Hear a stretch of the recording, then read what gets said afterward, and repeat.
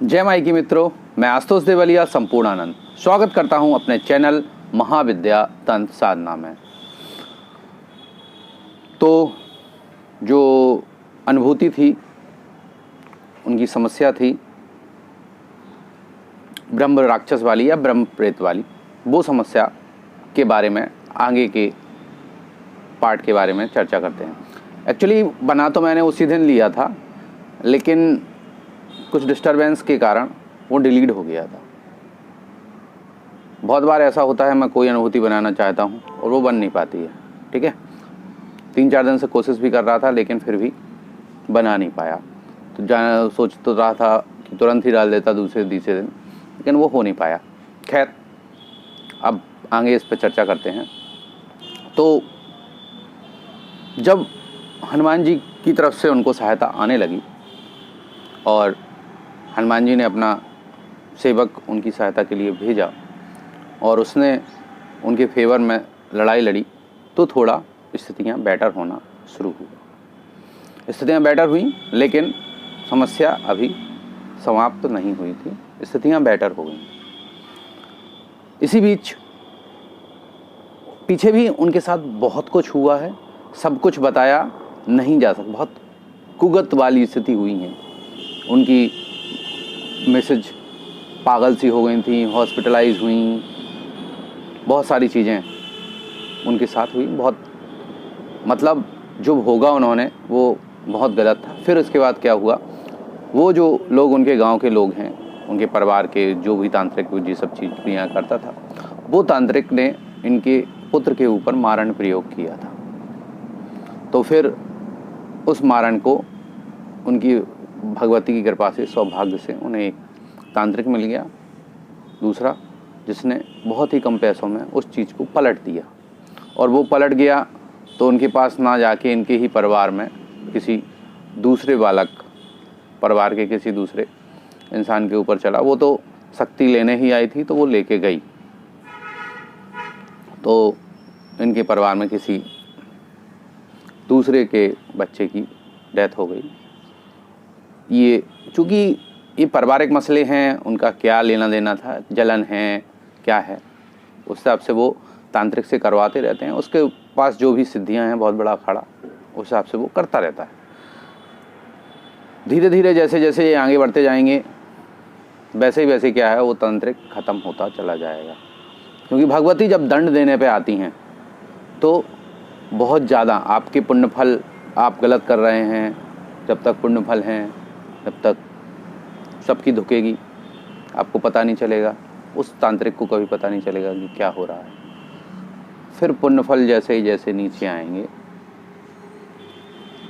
भगवती भक्षण करवा लेती हैं, तो उस आदमी का भक्षण हो जाता है।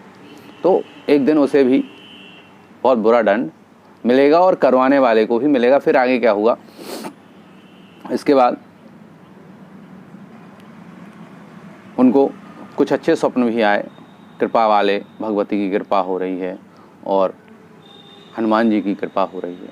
फिर एक दिन उनको पितरों से संबंधित स्वप्न आता है, पितृपक्ष में, कि हमारे दादाजी आए, उनके दादाजी आए। उन्होंने अपने दादाजी को कभी देखा नहीं था। मतलब उनकी डेथ जो है, फ़ोटो देखी है उन्होंने, उनकी डेथ उनके जन्म से पहले हो गई थी।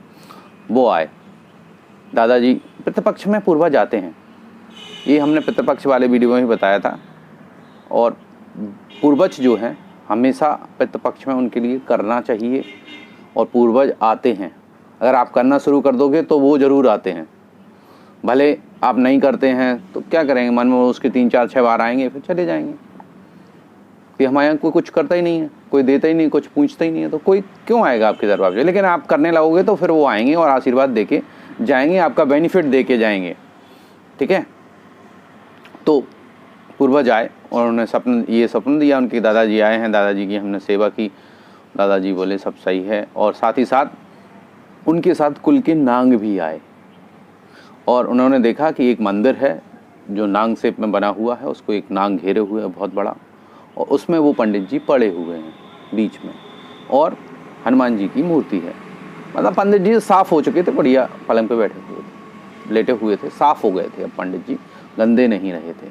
पंडित जी का साफ की सफाई शुरू हो गई थी। साथ ही साथ जब उन्हें ये सपना है, उन्होंने हमें बताया कि ऐसा ऐसा सपना आया है, तो जो तरीका मैंने आपको बताया है वही तरीका मैं अधिकांशतः यही करवाता हूँ। पूर्वजों के लिए पंचदेवों में से किसी का जप करवा के उन्हें दे देता हूँ। नाम जप, नाम या रामायण, रामचरितमानस का पाठ या रामायण का पारायण करवा के दे देता हूँ।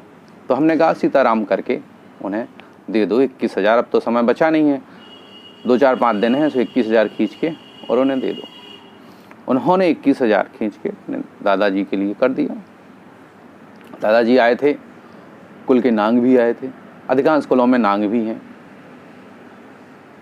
खास तौर पे जो मध्य भारत के ब्राह्मण हैं, सबके कुल में नांग देवता की पूजा होती है।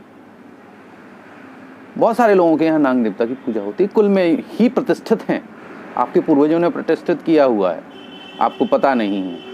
तो वो कुल के नांग आए और पूर्वज थे, प्रसन्न हुए और खेल पलट गया।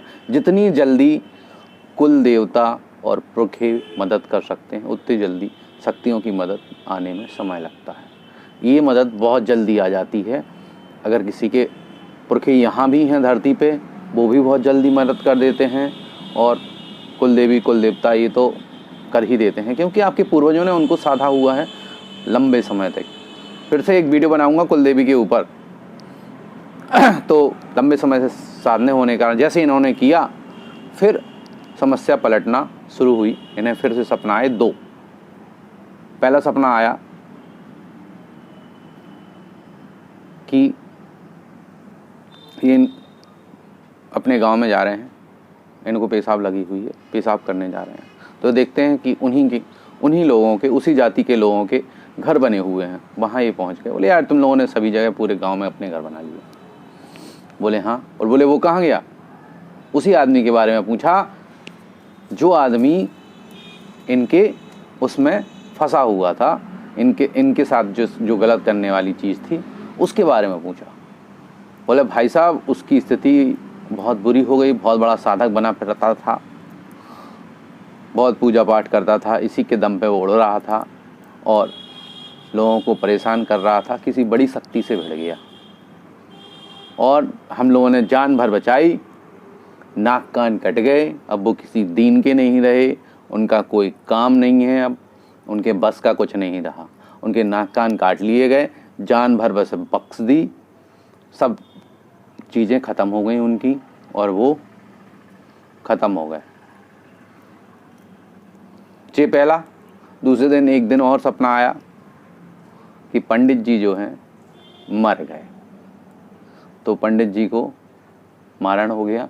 मर गए मतलब इनकी ज़िंदगी से चले गए। तो दोनों चीज़ें जो थीं, 2 चीज़ें इनकी ज़िंदगी में थीं जो इनको ज़्यादा डिस्टर्ब कर रही थी, वो मेन थी, और बाकी उनकी सहायक शक्तियाँ थीं। कोई भी चीज़, कोई भी पूजित प्रेत होगा तो अकेला तो होगा नहीं, उसके दोस्त या उसकी सिद्धियाँ या उसके जोड़े में चलने वाली चीज़ें या उसके जोड़े में चलने वाली देवियाँ। एक भी देवी हो सकती है, कई भी हो सकती हैं। तो वो सब उसके साथ ही ख़त्म हो जाता है। बहुत बार ऐसा होता है, पहले देवी को प्रसन्न करना पड़ता है। जब तक देवी खड़ी रहेगी, जब तक उस चीज़ का पल्ला भी नहीं उखड़ता। बहुत बार ऐसा होता है उसकी सहायक शक्ति ख़त्म हो जाए, या दोनों एक साथ ही हट सकती हैं या ख़त्म हो सकती हैं पूरी तरह से। तो वो पूरी प्रोसेस इनकी ज़िंदगी से समाप्त हो गई। समस्याएं आदमी की ज़िंदगी में चलती रहती हैं, धीरे धीरे उनका निदान होता है जैसे जैसे आप अपनी ऊर्जा को बढ़ाते रहते हैं। एक तो तरीका है कि सामने वाले को पूरी तरह निश्चेत कर दो। दूसरा तरीका है कि जितनी बड़ी लकीर वो है, उससे बड़ी लकीर अपन खींच दें। मेरा प्रोसेस दूसरे वाला है, जितनी बड़ी लकीर है उससे बड़ी लकीर अपनी खींच दी जाए, तो सामने वाली लकीर छोटी हो जाएगी। उसको मिटाने की ज़रूरत नहीं है, वो अपने आप छोटी हो जाएगी। छोटी हो जाने से वो चले जाते हैं या वचनबद्ध हो जाते हैं। उनके पास आपकी गुलामी करने के अलावा कोई रास्ता भी नहीं बचता।